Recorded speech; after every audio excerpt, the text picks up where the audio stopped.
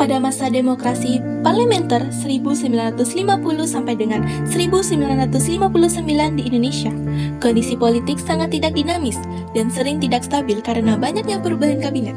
Kabinet Ali Sastramidjoyo I yang berlangsung dari 30 Juli 1953 hingga 12 Agustus 1955 merupakan salah satu kabinet yang penting pada periode ini.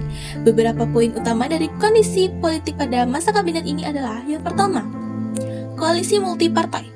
Kabinet Ali Sastramidjoyo I adalah kabinet koalisi yang terdiri dari Partai Nasional Indonesia atau PNI sebagai partai mayoritas yang berkoalisi dengan partai lain seperti Masyumi, NU, dan Partai Sosialis Indonesia atau PSI.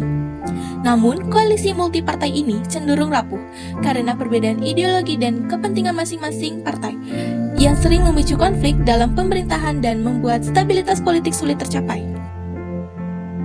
Ketegangan antara pemerintah pusat dan daerah. Ketegangan politik antara pusat dan daerah meningkat selama periode ini. Pemerintah pusat dianggap tidak sensitif terhadap kepentingan daerah, terutama wilayah yang merasa termarginalkan. Yang ketiga, pemilihan umum pertama.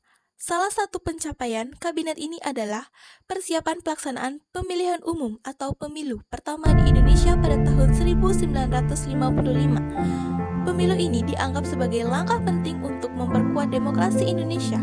Kabinet Ali Sastramidjoyo berhasil mempersiapkan dan menyelenggarakan pemilu dengan baik, maupun tantangan logistik dan keamanan yang cukup besar.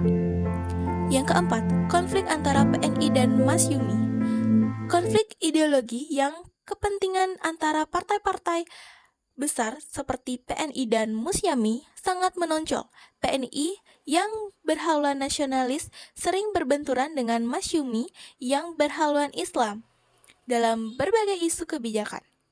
Yang kelima, hubungan luar negeri yang progresif.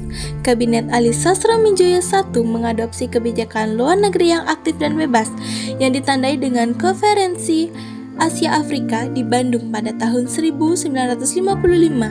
Konferensi ini menjadi tonggak penting bagi politik luar negeri Indonesia yang menunjukkan solidaritas dengan negara-negara Asia dan Afrika yang baru merdeka serta anti-kolonialisme.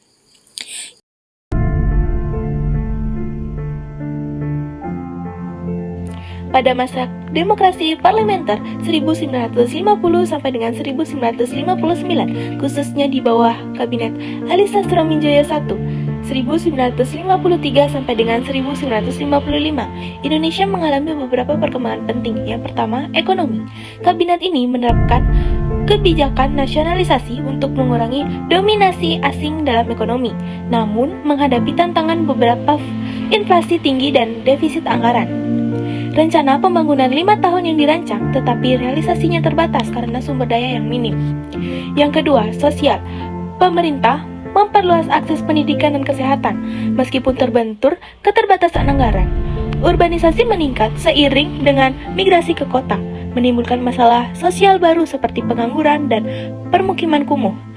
Perjuangan hak buruh semakin kuat, seiring kali memicu konflik dengan pemerintah. 3. Budaya. Gerakan seni dan sastra yang mencerminkan nasionalisme berkembang pesat.